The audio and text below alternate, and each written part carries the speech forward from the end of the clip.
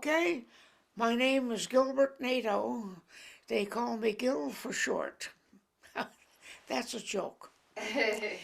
I went into the Navy when I was 16, 4 months short of 17. There was World War II. I went in January of 44. I lived in Beverly, Massachusetts. I was born and raised there. Beverly was considered the birthplace of the American Navy, but politically it wasn't designated. Marblehead, Massachusetts was designated as the birthplace of the American Navy. My parents signed for me to go in when I was 16, and I went to Sampson, New York, boot camp up in New York in first week of January. And when I got there, the temperature was down 3 to 8 below zero. At boot camp, we were at a lake where we were supposed to go out and learn how to row. Forget it. The lakes were frozen 10 feet thick. Boot camp for me at the time, instead of 3 months, was 28 days. And that's because in 44 and the 40s, they needed bodies. Like now, right? I mean, we're right in the middle. Right. And so 28 days, we learned how to roll our clothes and pack it in our sea bags. We learned how to salute and say yes, sir, no, sir, and how to march, and little things like that. But Gil, when you think about a year and a half later, August 14th, it was August 15th probably on that side of the world, 1945. Right. So anyway, they put me not aboard a big ship that I would like to have been on.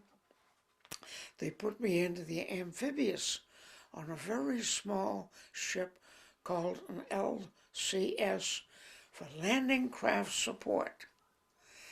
It was a gunship, amphibious gunship. We did not land on the coast, on the beaches. We went in first to unload our guns on the shore before the first wave of Marines or soldiers went on. That didn't sound like what I wanted because I was very young, very naive, and I had dreams of glory. I would love to run on a battleship, on things like that, but I didn't.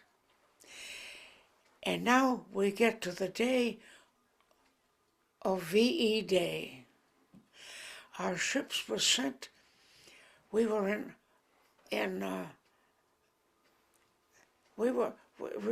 another island, and a whole group of us was sent back to the Philippines, to the Lingayen Gulf, where we were practicing maneuvers and so forth for the Japan invasion. Being a very small ship, we never got the word, we never knew what was going on. We never heard about the atom bombs, nothing, because we were dispensable ships. We were very small with low class officers, so that we didn't have to know a thing. It wasn't until just a year or so ago when they declassified all of the orders and things that we're finding out now. That was within 2.5 weeks of the day of that Japan surrendered, that we were going to be invading Japan. I'm just finding it out now. That's how close it was. But they sent us back from the islands to practice up for the invasion of Japan. And this is a picture of us, of our type of ships. We were on maneuvers. We were heading in, and we're making a left, all of us making a left turn. When all of a sudden, a radio man turned on his outside speakers, which was a no-no in those days, and said, "The war is over. The war is over." He had it on as loud as he could. And from another one of the ships on this side of me, a guy had a camera and took the picture. In later years, when he was out and so, he learned how to paint. He painted this picture, and this was taken from his paintings. But Gil, when you heard the radio man, because you said you don't ever hear that, when he said the war is over, the war is over. The war is over. Is this right? And we were thinking, and all of a sudden, all the radio men started doing the same thing. The war is over. And everybody, we were shocked at first, because we had no idea about atom bombs. We had no idea of anything. And it came as a shock, a big surprise. And everybody started cheering. You could hear the cheers all over this huge bay, this big gulf. And the first thing that came to my mind after 2 years in the Pacific was, now I can go home. See, when they sent us into the Pacific, you either, regardless whether you Marines or what, once you went over in a ship, you never came back. You went over for the duration and 6 months. So I was over there for almost 6 months after the war. But the first thing that came to my mind was, now I can go home. See, none of us had seen our parents all that time. My brother, who went in right after the Pearl Harbor, he got on the second Yorktown carrier. The first one got sunk. He commissioned the second Yorktown, the number 10, and went right over. We didn't see him for 4 years. Parents never saw him either. He ended up with 11 battle stars on one ribbon. Wow. And he saw a lot. Anyway, so you guys are all that's celebrating. where we were. And that's where we were. And we went through. We had to go through all of our maneuvering and all of the practice. And finally, we had a lieutenant commander. See, all of our we didn't call them captain, we call them our captains, skippers. And our ships were just, we didn't have the protocol like destroyers, saluting every day, uniform of the, dress code of the day. No. We dressed as we could, as we wanted to. We took our dungarees and cut them off for shorts. We had CB shoes. We never wore shirts or anything. And we didn't have a morning muster, where they would check us all off or check our uniforms, nothing like that. And we called a captain, skipper. And I was a signalman. And I was up in what should have been the bridge. I was signalman up there with the skipper all the time. It was a round tower, a conning tower, instead of a bridge. He had a seat on the inside here, and someone sat here. We talked to each other just like we would talk now. He would cuss me out, and I would cuss him out. But at general quarters, everything was protocol. Anyway, the skipper said, call the corpsman up, and he said to him, how much sickbay alky do we have? So he told him, sickbay alky was like 140 proof and above. Holy moly! Oh yeah, knock you on your. It was probably 160 proof. Anyway, if you put this much, a quarter of an inch in the bottom of a coffee cup and filled it with any kind of juice, if you drank that, you were stoned. You got drunk as hell. Anyway, he told him, he says, get the biggest can down there that you can, and what kind of juice do we have? And we had grapefruit juice. Nobody would wanted to drink, so it was always left over. We never threw it over the side. He says, do it. We're going to hit the shore. So all these LCSs, and everybody's still cheering and cheering. We went and we hit the shore, went up on the beach. It was about 104 out at the time. We hit this beautiful white beach. And the skipper said to the corpsman, get a table and put the stuff down there.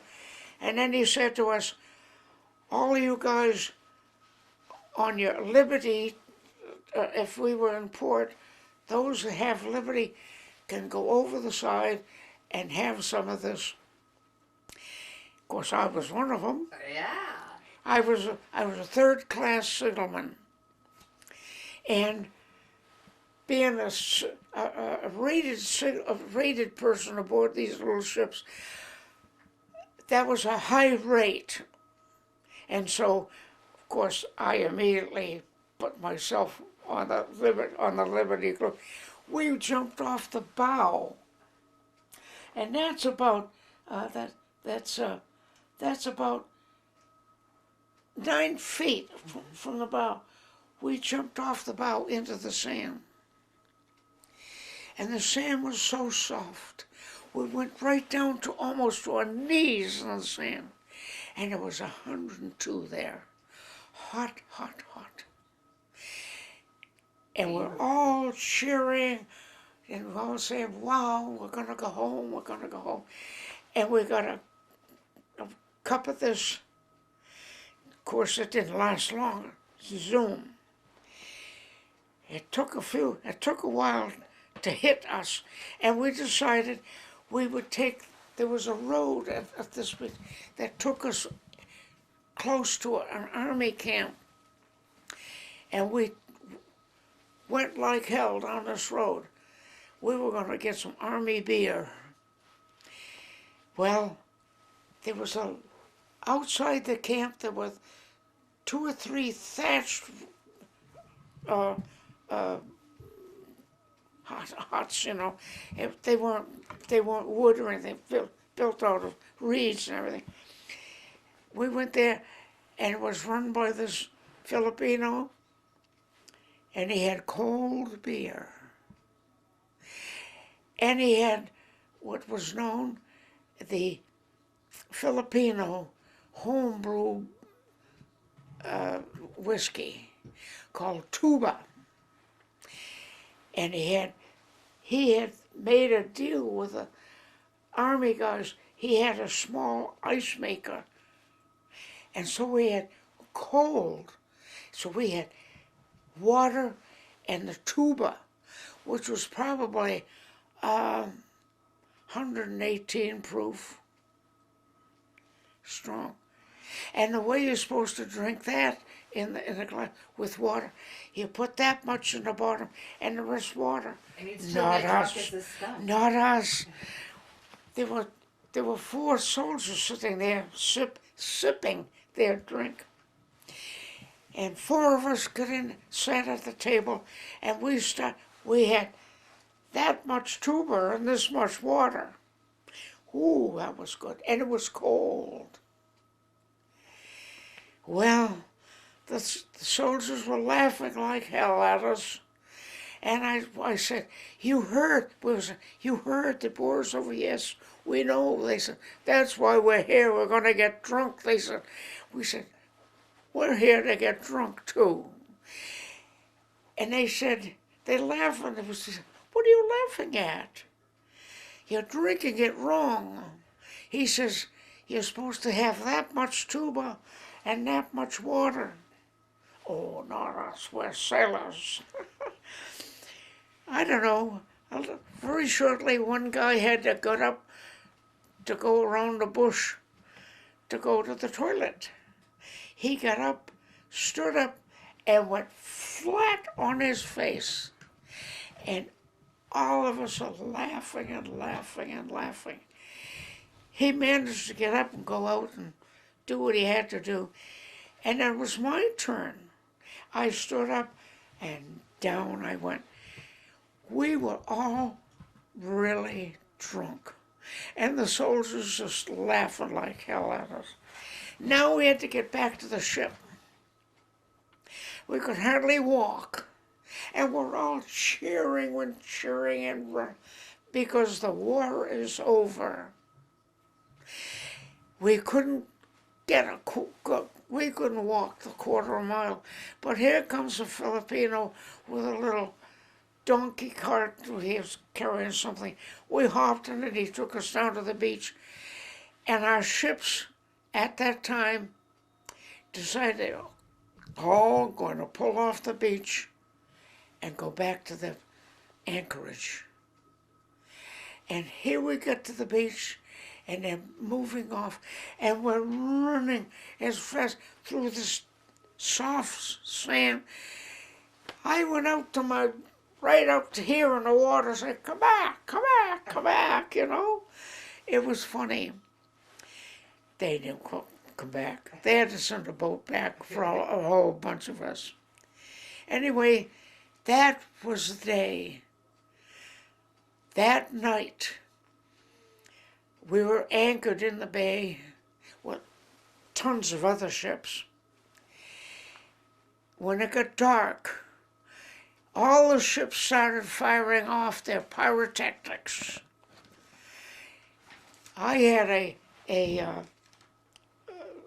a mortar on my signal bridge to fire them off, and I didn't have very many of the pyrotechnics, because once again, we were a small ship.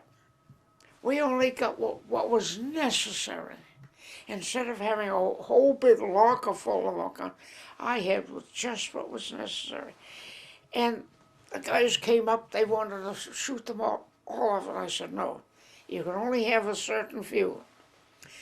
And that night was like star shells for hours. The guns firing and everything. And I was down below. I didn't stay up on the second deck. I was saying to the guys,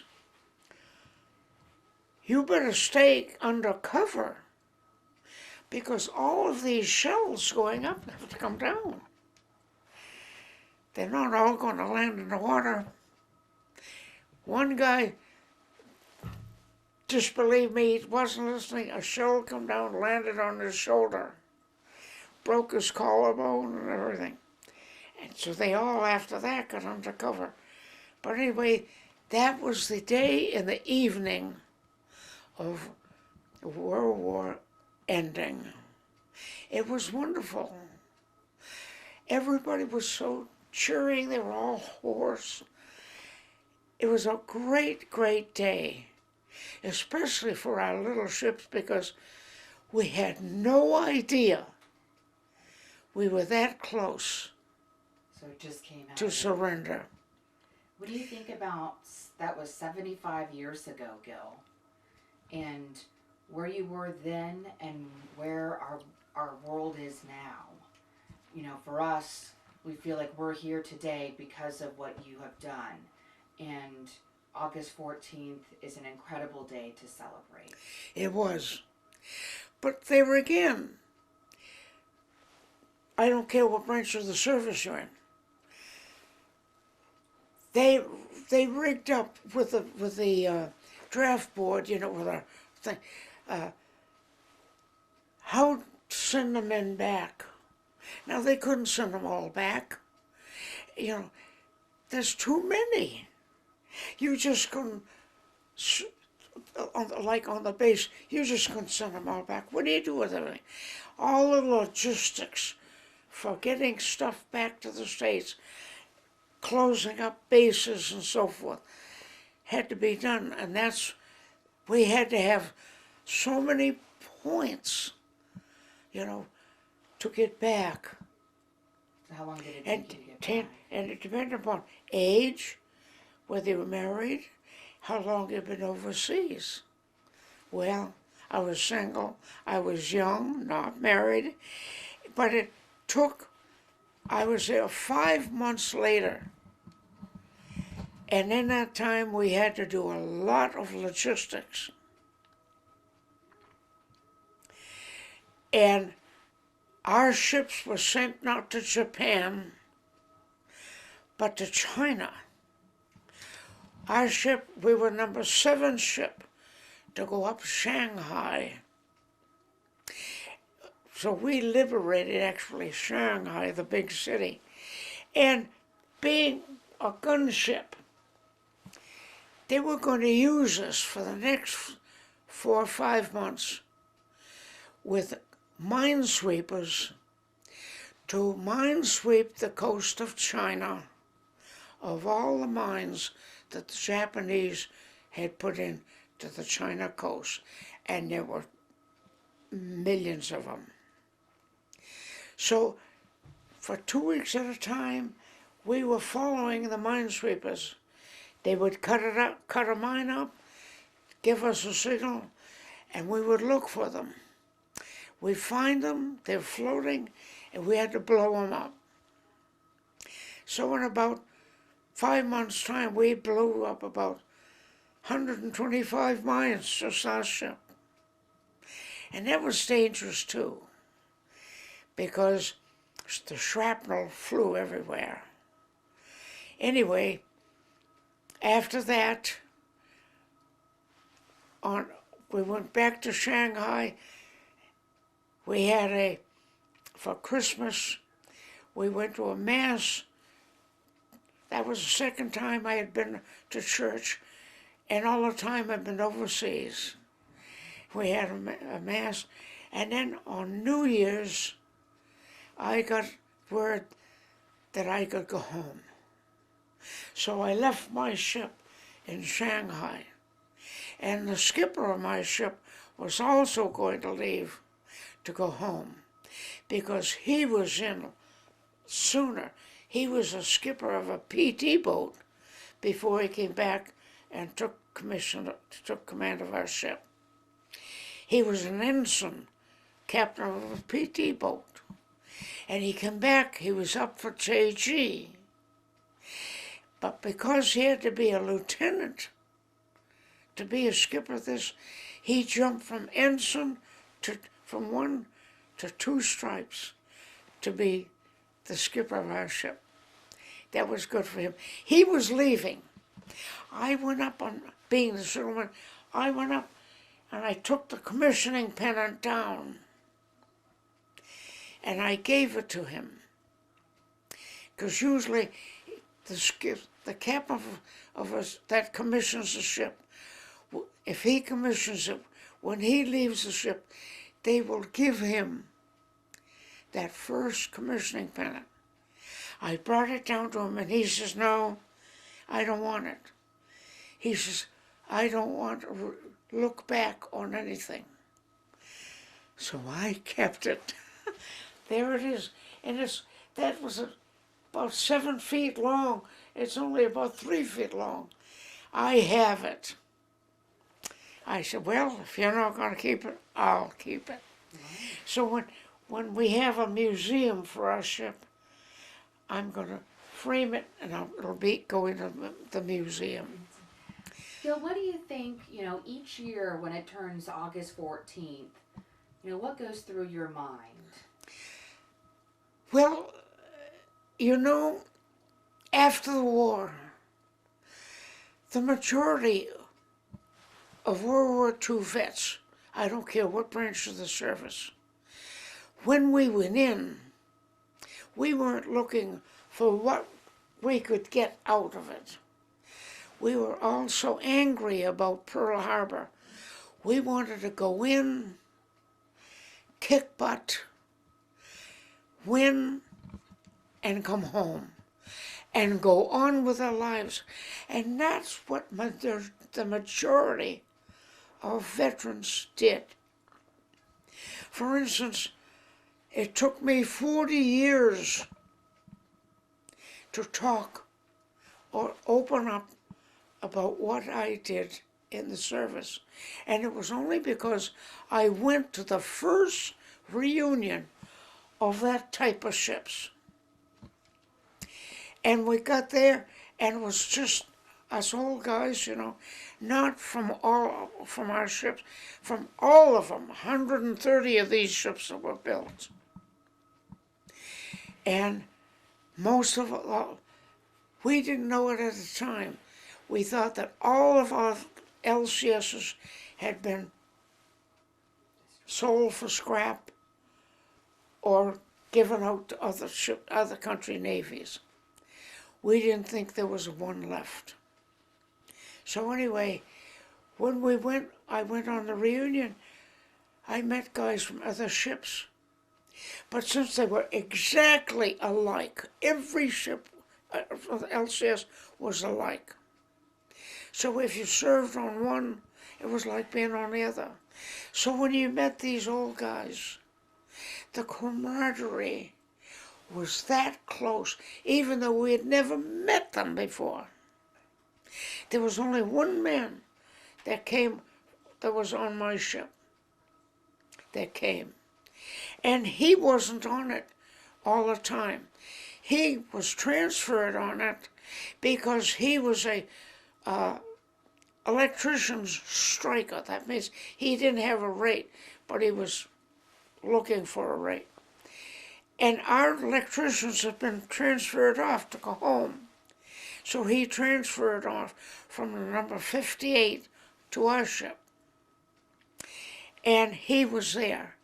I didn't recognize him because on his ship he was like us young kids, baby-faced, And when I saw him, his face had changed. That's what he looked like afterwards. I didn't recognize him. And it took quite a while of talking to him to recognize him. When I saw a picture of him, a World War II picture, and I said, now I remember you. Why did it take you 40 years to talk about the war? Pardon? Why did it take you 40 years to talk about the war?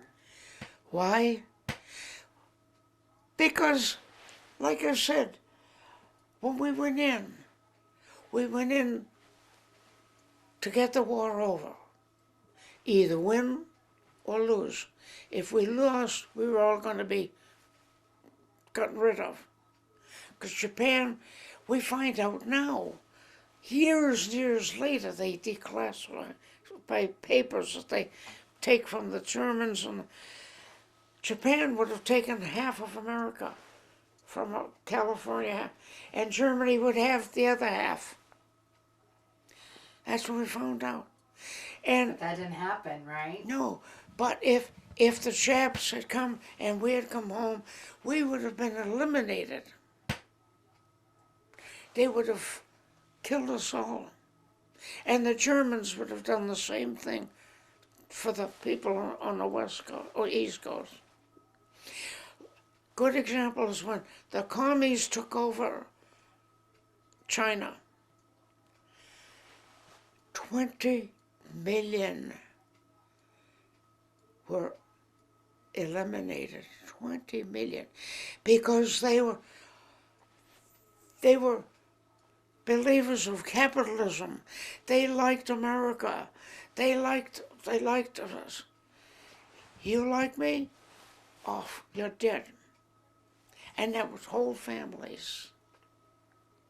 So that would have been with us. So when we got back, we did what we had to do. We were lucky and survived. Now, get on with our lives. And that's what we did. Even with my friends that came back, right after war, that we would jump around with, we would go to the bars and sit there. And we were talking about the funny things of everything, not the war. And a year later, when we would meet and get together, we weren't talking about World War. We were talking about our lives. We got on with our lives. That was our past. And a majority of were like that. And when you talk to a lot of vets, they say, it's only now that we're talking about it, because people are urging us to talk about it. Because you said it was your past, but my it's a past children that we were can never old, forget. were growing up and never knew a thing. Nothing. When I came back from the reunion, I sat down at dinner time and I was telling them all these things that they were looking, they were in awe. Being a little ship, the yeoman, men who took care of the log, and they didn't know what the hell I was doing. They didn't know what had to go in the logs. As a result, all of my medals were not in my records. They still aren't. I had to find out from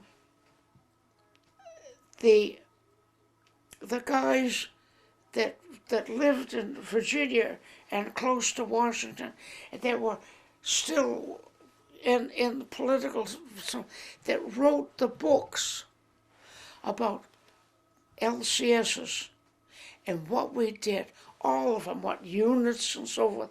And as I'm reading this, oh God, I was there. I should have had that medal. Oh, I was there when they gave the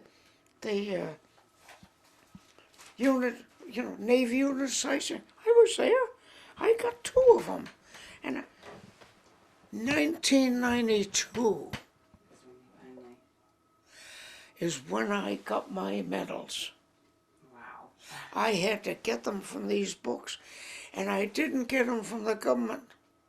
I had to buy them from Medals of America, because when you order them from the government, they would send you 1 or 2, and they would say all those medals you want are on order, but they never sent them. And if you ask them, they send you duplicates of what already. I went and bought them all. And then when I had this, I made up my board. I had dinner, had my boys here. I said to them, don't get up. I have something to show you. And I brought it out and I showed them. My young son, their eyes went this big. He says, no, Dad, those aren't yours. I said to him, yes, this is my legacy to you guys.